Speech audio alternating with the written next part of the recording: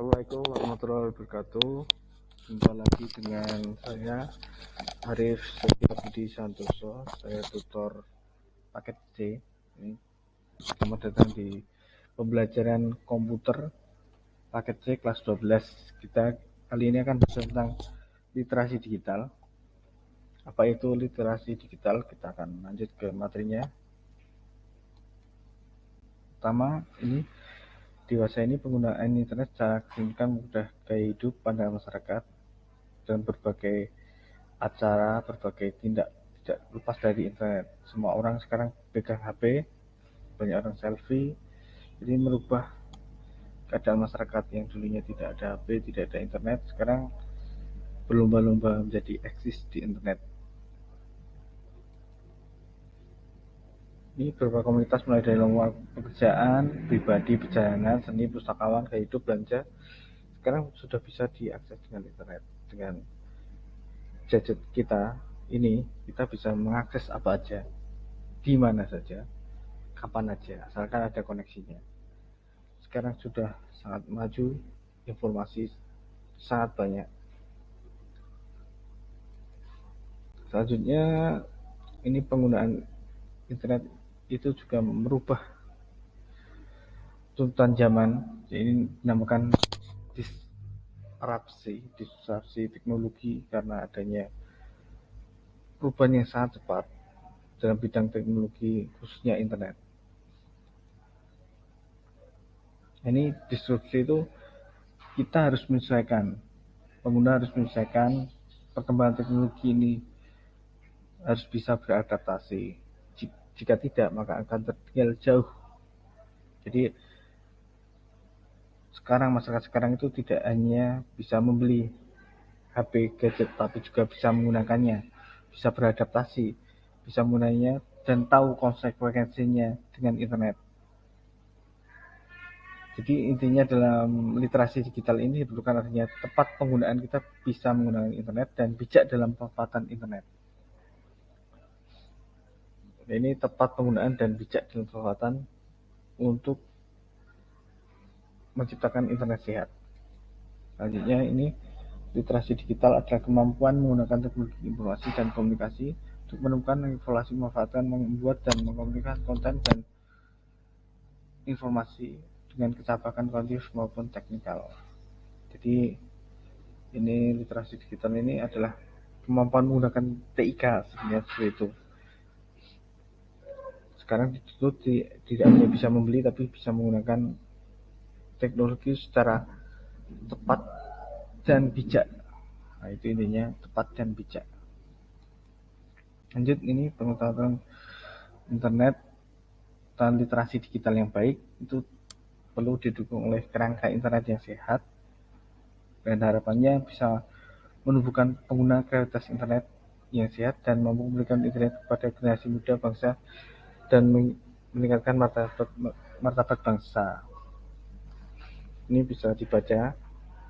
Jadi internet sehat ini dapat terwujud dengan adanya etika berkomunikasi secara digital. Jadi di dalam digital itu juga ada etikanya dalam berkomunikasi. Lanjut, ini rambu-rambu yang harus diperhatikan dalam menggunakan internet agar tepat guna dan tepat pemanfaatannya. Pertama, ini perlindungan data pribadi. Ini pertama itu tidak boleh membicarakan data pribadi kepada orang lain. Jangan membicarakan data pribadi. Data pribadi itu seperti apa? Itu ada tanggal lahir, nama ibu kandung, seperti itu, alamat rumah, terus membuat database pribadi. Jadi kita harus membuat database pribadi tentang data-data kita sendiri. Terus selanjutnya tidak mengekspos data pribadi ke ranah publik, jadi nggak meng-share hal-hal tentang data pribadi, nama ibu kandung dan lain-lain di ranah publik online ataupun offline. Jadi jangan dibuat status atau apa. Terus selanjutnya mengedukasi seluruh pihak tentang pentingnya data pribadi. Ya, kita harus mengedukasi karena data pribadi itu penting. Terus selanjutnya memperbarui antivirus pada komputer atau ponsel pribadi. Jadi ini kadang banyak antivirus juga yang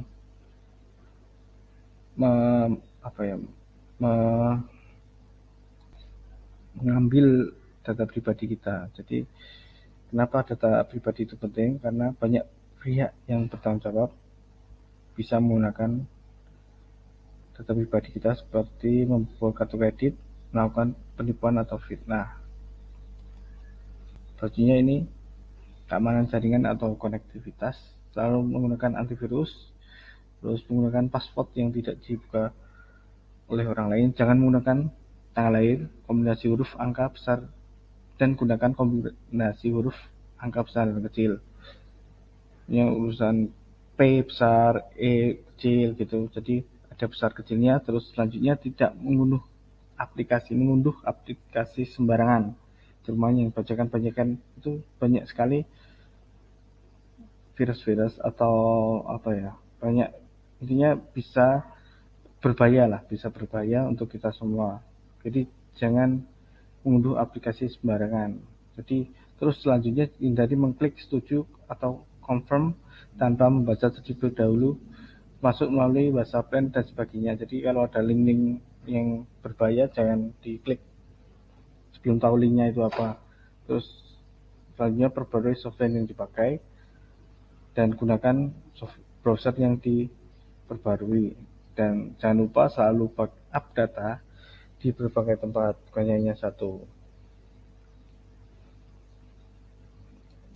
Selanjutnya ini privasi individu. Nah, ini lebih baik tidak menggunakan secara lokasi baik PC maupun personal gadget. Ini sebaiknya tidak menggunakan secara lokasi. Terus selanjutnya ajari anak-anak mengenal batasan wilayah pribadi. Jadi hal-hal yang boleh di-share itu apa aja bisa diberitahukan kepada anak-anak. Selanjutnya hindari mengekspos data pribadi kita terutama di medsos ya. Jadi jangan membagikan hal-hal pribadi di medsos. Jaga kerahasiaan password ya, tentu saja password harus dijaga, jangan disampaikan ke orang lain, dan jangan biarkan orang lain melacakmu dengan adanya gadget. Selanjutnya jangan mudah percaya teman yang baru dikenal medsos, karena kita tidak tahu latar belakangnya seperti apa. Kecuali kalau tetangga kan kita tahu rumahnya di mana, terus keluarganya siapa, itu tahu. Ini sangat penting privasi individu. Karena apa? Karena kalau dilanggar maka hak manusia itu dilanggar juga. Jadi sebenarnya internet itu sama dengan kehidupan nyata, ada etikanya, ada privasi individu seperti itu. Jangan dianggap internet itu beda.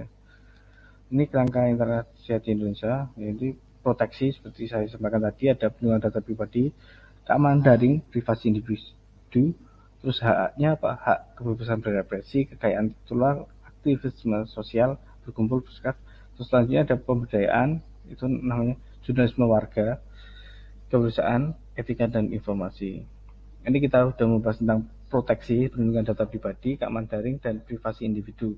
Selanjutnya kita akan membahas hak-haknya. Haknya apa aja? Hak-hak atau rights ini pertama hak kebebasan berekspresi. Jadi setiap orang itu berhak menyampaikan tulisan, bebas ucapan, tulisan, dan komunikasi tanpa melanggar hak orang lain. Ya, itu yang harus dibawahi adalah kita bebas memberikan tulisan, ucapan, dan bentuk lainnya tanpa melanggar hak orang lain. Selanjutnya kekayaan itu intelektual, jadi seperti penemuan karya seni, literatur, desain, simbol yang digunakan secara komersil maupun tidak komersil. Selanjutnya ini bagaimana cara melakukannya, selalu sertakan kredit dari mana penciptanya. Kita ini foto dari mana, dicantumin sumbernya dari mana. Kalau bisa izin sama orang yang punya fotonya, atau kita mau menggunakan tulisan orang lain, kita izin pembuat tulisannya siapa gitu. Selanjutnya ini hak untuk berkumpul. Aktivisme sosial merupakan aktivitasme online yang bertujuan mendorong perubahan sosial. Jadi sekarang banyak juga kayak tagar-tagar pada media sosial ini sifat kritik atau opini, terus advokasi pada korban kejahatan, terus mengajak warganet untuk melakukan pembelaan terhadap suatu kasus. Terus ada juga petisi online, terus penggalangan dana, untuk orang-orang yang membutuhkan seperti itu termasuk hak untuk berkumpul atau aktivisme sosial di media online atau di internet. Selanjutnya pemberdayaan. Jadi internet itu membantu penggunanya menghasilkan karya yang lebih produktif bagi dirinya. Jadi di Indonesia ini ada 3 jenis pemberdayaan. Pertama ada jenis warga, kedua kewirausahaan, ketiga etika informasi. Ini kita langsung bahas jenis warga. Jenis warga itu maksudnya netizen, warganet itu membentuk laporan sendiri kayak jurnalis, tapi nggak terikat dengan satu platform media tertentu. Jadi ini hanya warga memberitakan, sebenarnya ada satu warga di Semarang memberitakan tentang kuliner di sana. Ini bisa ditulis, disebarkan di media sosial dan bentuk berita, itu termasuk jurnalisme warga. Di beberapa platform media di Indonesia juga menyediakan ini jurnalisme warga, ada penyudutnya beda-beda, ada jurnalisme warga, ada yang lainnya. Seperti di Kompas ada Kompasiana, itu jurnalisme warga. Jadi ya banyak sekarang banyak ini bisa menulis di sana, di Kompasiana atau di tempat lain, itu banyak sekarang. Ini termasuk jenis warga. Terus kedua, perusahaan. Jadi perusahaan itu kemampuan dengan untuk mengembangkan usahanya melalui aplikasi online dalam kamu konten. Ini banyak sekali sekarang. Startup digital sangat berkembang sekarang. UMKM online, marketplace online seperti Shopee, Tokopedia, Bukalapak itu sangat berkembang. Startup digital, Gojek, dan lain-lainnya itu sangat berkembang sekarang. Jadi sekarang sudah dimanfaatkan untuk kewirausahaan. Sekarang banyak startup digital dari anak muda Indonesia. Ini juga termasuk kewirausahaan. Selanjutnya ini etika informasi. Etika informasi pengertiannya adalah kesadaran untuk mengevaluasi berbagai isu yang terjadi terkait penyebaran data elektronik yang mencakup di dalamnya kemampuan untuk menyaring hoax, memilih informasi, dan bagaimana menyampaikan informasi yang baik. Ya, jadi dalam di dunia internet kita juga ada namanya etika juga, etika informasi. Jadi jangan sampai kita menyebarkan hoax ke orang lain. Jadi kita harus memilah informasi apa yang bagus disampaikan, jangan sampai kita terkena hoax.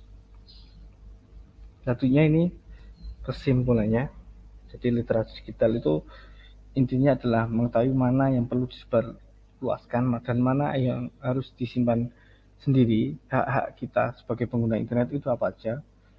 Terus selanjutnya dapat menciptakan kehidupan dunia maya yang aman dan nyaman, serta mampu memberikan edukasi maupun informasi yang dibutuhkan. Jadi literasi digital itu tidak hanya penguasaan teknologi komputer dan keterampilan saja, tapi lebih luas, kayak ada etika tadi, ada jurnalisme warga, ada pemberdayaan. Kita harus tahu pertama perlindungan pribadi seperti apa, terus hak-hak kita seperti apa, terus ada pemberdayaan, ada jurnalisme warga, terus ada kewirausahaan, ada etika juga yang disebutkan. Itu aja dari saya, terima kasih sudah menonton video ini. Jangan lupa like, subscribe, dan komen. Sampai jumpa di pertemuan selanjutnya. Terima kasih.